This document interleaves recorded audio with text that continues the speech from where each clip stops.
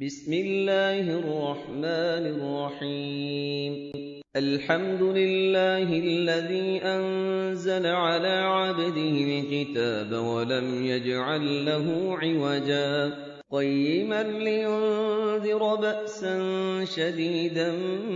من لدنه ويبشر المؤمنين الذين يعملون الصالحات أن لهم أجرا حسنا ماكثين فيه أبدا وينذر الذين قالوا اتخذ الله ولدا ما لهم به من علم ولا لآبائهم كبرت كلمة تخرج من أفواههم إن يقولون إلا كذبا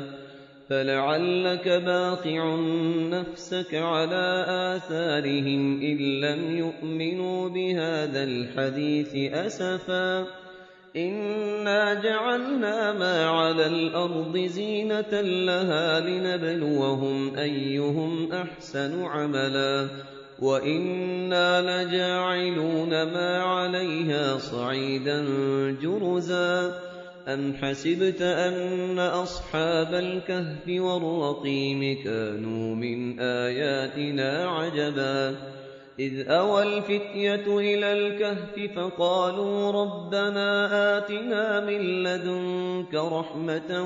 وهيئ لنا من أمرنا رشدا فضربنا على آذانهم في الكهف سنين عددا ثم بعثناهم لنعلم أي الحزبين أحصى لما لبثوا أمدا نحن نقص عليك نبأهم بالحق إنهم فتية آمنوا بربهم وزدناهم هدى وربطنا على قلوبهم إذ قاموا فقالوا ربنا رب السماوات والأرض لن ندعو من دونه إلها لقد قلنا إذا شططا هؤلاء قومنا اتخذوا من دونه آلهة لولا يأتون عليهم بسلطان بين فمن أظلم ممن افترى على الله كذبا وإذ اعتزلتموهم وما يعبدون إلا الله فأووا إلى الكهف ينشر لكم ربكم من رحمته ويهيئ لكم من أمركم مرفقا وترى الشمس إذا طلعت تزاور عن كهفهم ذات اليمين وإذا غربت تقرضهم ذات الشمال وهم في فجوة منه ذلك من آيات الله من يهد الله فهو المهتد ومن يضلل فلن تجد له وليا مرشدا وتحسبهم أيقاظا وهم رقود ونقلبهم ذات اليمين وذات الشمال وكلبهم باسط ذراعيه بالوصيد لو اطلعت عليهم لوليت منهم فرارا ولملئت منهم رعبا وكذلك بعثناهم ليتساءلوا بينهم قال قائل منهم كم لبثتم قالوا لبثنا يوما أو بعض يوم قالوا ربكم أعلم بما لبثتم فابعثوا أحدكم بورقكم هذه إلى المدينة فلينظر أيها أزكى طعاما فليأتكم برزق منه وليتلطف ولا يشعرن بكم أحدا إنهم إن يظهروا عليكم يرجموكم أو يعيدوكم في ملتهم ولن تفلحوا إذا أبدا وكذلك أعثرنا عليهم ليعلموا أن وعد الله حق وأن الساعة لا ريب فيها إذ يتنازعون بينهم أمرهم فقال ابنوا عليهم بنيانا ربهم أعلم بهم قال الذين غلبوا على أمرهم لنتخذن عليهم مسجدا سيقولون ثلاثة رابعهم كلبهم ويقولون خمسة سادسهم كلبهم رجما بالغيب ويقولون سبعة وثامنهم كلبهم قل ربي أعلم بعدتهم ما يعلمهم إلا قليل فلا تمار فيهم إلا مراء ظاهرا ولا تستفت فيهم منهم أحدا ولا تقولن لشيء إني فاعل ذلك غدا إلا أن يشاء الله واذكر ربك إذا نسيت وقل عسى أن يهديني ربي لأقرب من هذا رشدا ولبثوا في كهفهم 300 سنين وازدادوا 9 قل الله أعلم بما لبثوا له غيب السماوات والأرض أبصر به وأسمع ما لهم من دونه من ولي ولا يشرك في حكمه أحدا واتل ما أوحي إليك من كتاب ربك لا مبدل لكلماته ولن تجد من دونه ملتحدا واصبر نفسك مع الذين يدعون ربهم بالغداة والعشي يريدون وجهه ولا تعد عيناك عنهم تريد زينة الحياة الدنيا ولا تطع من أغفلنا قلبه عن ذكرنا واتبع هواه وكان أمره فرطا وقل الحق من ربكم فمن شاء فليؤمن ومن شاء فليكفر إنا أعتدنا للظالمين نارا أحاط بهم سرادقها وإن يستغيثوا يغاثوا بماء كالمهل يشوي الوجوه بئس الشراب وساءت مرتفقا إن الذين آمنوا وعملوا الصالحات إنا لا نضيع أجر من أحسن عملا أولئك لهم جنات عدن تجري من تحتهم الأنهار يحلون فيها من أساور من ذهب ويلبسون ثيابا خضرا من سندس واستبرق متكئين فيها على الأرائك نعم الثواب وحسنت مرتفقا واضرب لهم مثلا الرجلين جعلنا لأحدهما جنتين من أعناب وحففناهما بنخل وجعلنا بينهما زرعا كلتا الجنتين آتت أكلها ولم تظلم منه شيئا وفجرنا خلالهما نهرا وكان له ثمر فقال لصاحبه وهو يحاوره أنا أكثر منك مالا وأعز نفرا ودخل جنته وهو ظالم لنفسه قال ما أظن أن تبيد هذه أبدا وما أظن الساعة قائمة ولئن رددت إلى ربي لأجدن خيرا منها منقلبا قال له صاحبه وهو يحاوره أكفرت بالذي خلقك من تراب ثم من نطفة ثم سواك رجلا لكن هو الله ربي ولا أشرك بربي أحدا ولولا إذ دخلت جنتك قلت ما شاء الله لا قوة إلا بالله إن ترني أنا أقل منك مالا وولدا فعسى ربي أن يؤتيني خيرا من جنتك ويرسل عليها حسبانا من السماء فتصبح صعيدا زلقا أو يصبح ماؤها غورا فلن تستطيع له طلبا وأحيط بثمره فأصبح يقلب كفيه على ما أنفق فيها وهي خاوية على عروشها ويقول يا ليتني لم أشرك بربي أحدا ولم تكن له فئة ينصرونه من دون الله وما كان منتصرا هنالك الولاية لله الحق هو خير ثوابا وخير عقبا واضرب لهم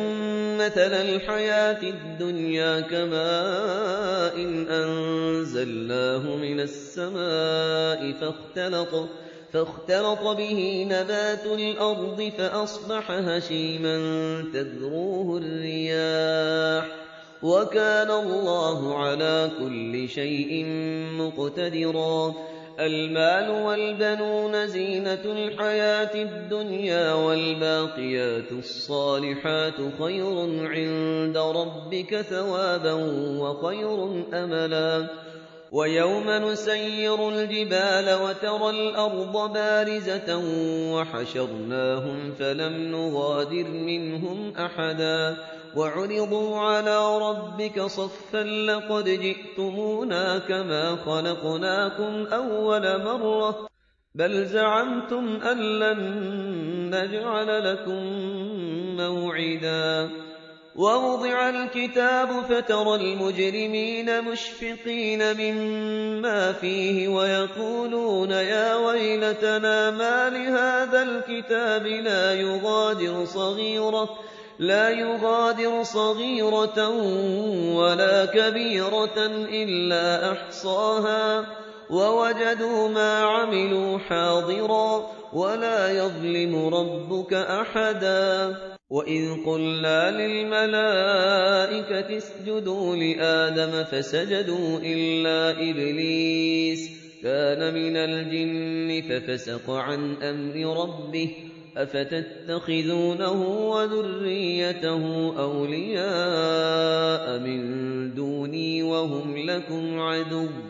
بئس للظالمين بدلا ما أشهدتهم خلق السماوات والأرض ولا خلق أنفسهم وما كنت متخذ المضلين عضدا ويوم يقول نادوا شركائي الذين زعمتم فدعوهم فلم يستجيبوا لهم وجعلنا بينهم موبقا ورأى المجرمون النار فظنوا أنهم مواقعوها ولم يجدوا عنها مصرفا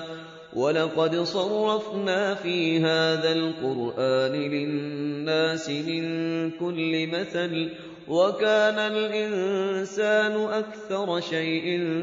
جدلا وما منع الناس أن يؤمنوا إذ جاءهم الهدى ويستغفروا ربهم إلا أن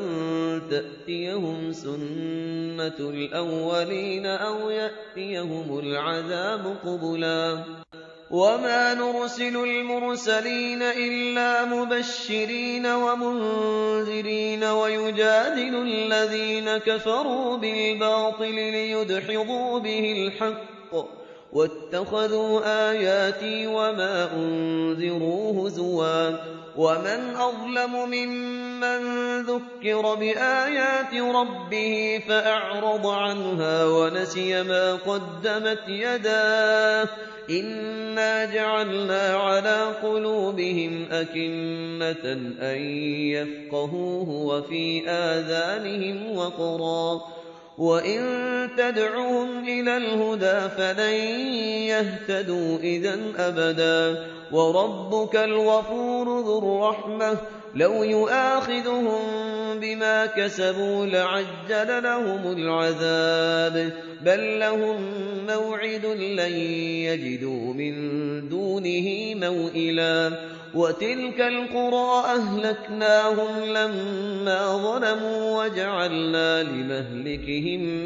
موعدا وإذ قال موسى لفتاه لا أبرح حتى أبلغ مجمع البحرين أو أمضي حقبا فلما بلغا مجمع بينهما نسيا حوتهما فاتخذ سبيله في البحر سربا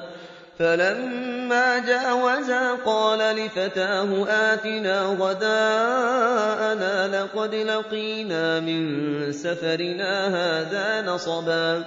قال أرأيت إذ أوينا إلى الصخرة فإني نسيت الحوت وما أنسانيه إلا الشيطان أن أذكره واتخذ سبيله في البحر عجبا قال ذلك ما كنا نبغي فارتدا على آثارهما قصصا فوجدا عبدا من عبادنا آتيناه رحمة من عندنا وعلمناه من لدنا علما قال له موسى هل أتبعك على أن تعلمني مما علمت رشدا قال إنك لن تستطيع معي صبرا وكيف تصبر على ما لم تحط به خبرا قال ستجدني إن شاء الله صابرا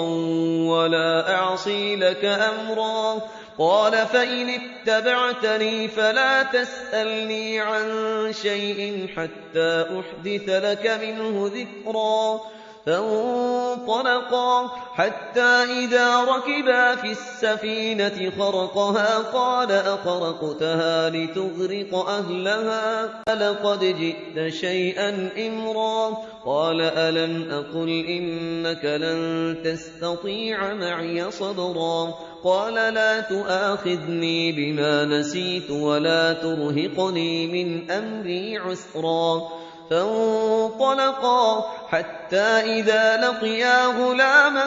فقتله قال أقتلت نفسا زكية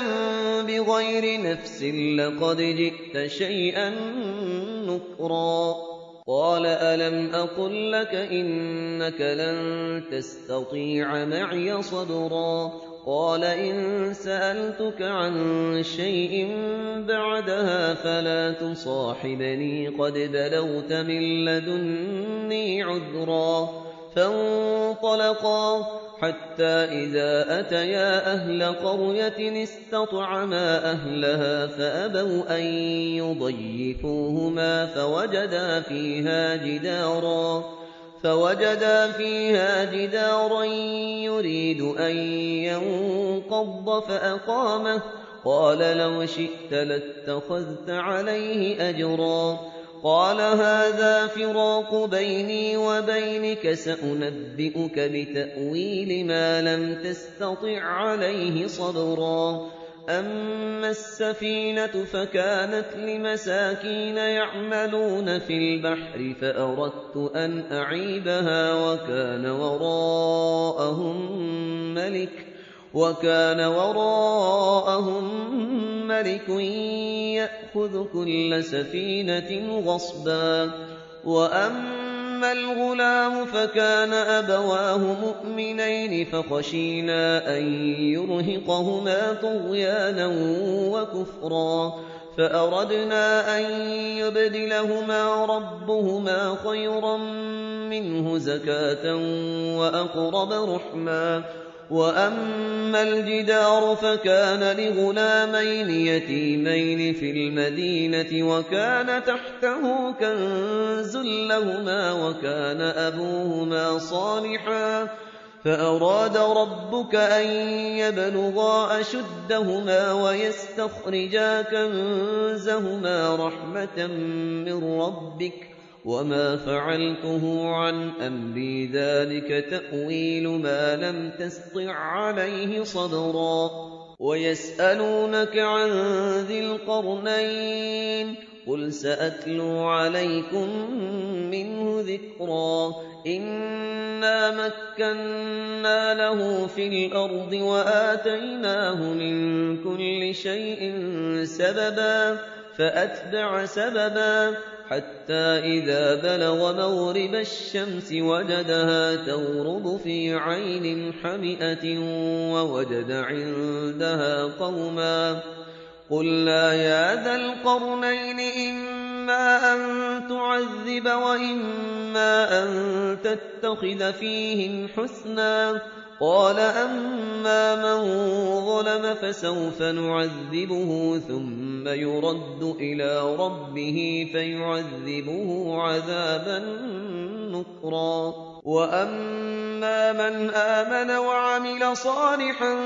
فله جزاء الحسنى وسنقول له من أمرنا يسرا. ثم أتبع سببا حتى إذا بلغ مطلع الشمس وجدها تطلع على قوم لم نجعل لهم من دونها سترا. كذلك وقد أحطنا بما لديه خبرا. ثم أتبع سببا حتى إذا بلغ بين السدين وجد من دونهما قوما لا يكادون يفقهون قولا. قالوا يا ذا القرنين إن يأجوج ومأجوج مفسدون في الأرض فهل نجعل لك خرجا على أن تجعل بيننا وبينهم سدا. قال ما مكني فيه ربي خير فأعينوني بقوة أجعل بينكم وبينهم ردما. آتوني زبر الحديد حتى إذا ساوى بين الصدفين قال انفخوا حتى إذا جعله نارا قال آتوني أفرغ عليه قطرا. فما استطاعوا أن يظهروه وما استطاعوا له نقبا. قال هذا رحمة من ربي فإذا جاء وعد ربي جعله دكاء وكان وعد ربي حقا. وتركنا بعضهم يومئذ يموج في بعض ونفخ في الصور فجمعناهم جمعا. وعرضنا جهنم يومئذ للكافرين عرضا. الذين كانت أعينهم في غطاء عن ذكري وكانوا لا يستطيعون سمعا. أفحسب الذين كفروا أن يتخذوا عبادي من دوني أولياء إنا أعتدنا جهنم للكافرين نزلا. قل هل ننبئكم بالأخسرين أعمالا الذين ضل سعيهم في الحياة الدنيا وهم يحسبون أنهم يحسنون صنعا. أولئك الذين كفروا بآيات ربهم ولقائه فحبطت أعمالهم فلا نقيم لهم يوم القيامة وزنا. ذلك جزاؤهم جهنم بما كفروا واتخذوا آياتي ورسلي هزوا. إن الذين آمنوا وعملوا الصالحات كانت لهم جنات الفردوس نزلا. خالدين فيها لا يبغون عنها حولا قل لو كان البحر مدادا لكلمات ربي لنفد البحر قبل أن تنفد كلمات ربي ولو جئنا بمثله مددا قل إنما أنا بشر مثلكم يوحى إلي أنما إلهكم إله واحد فمن كان يرجو لقاء ربه فليعمل عملا صالحا ولا يشرك بعبادة ربه أحدا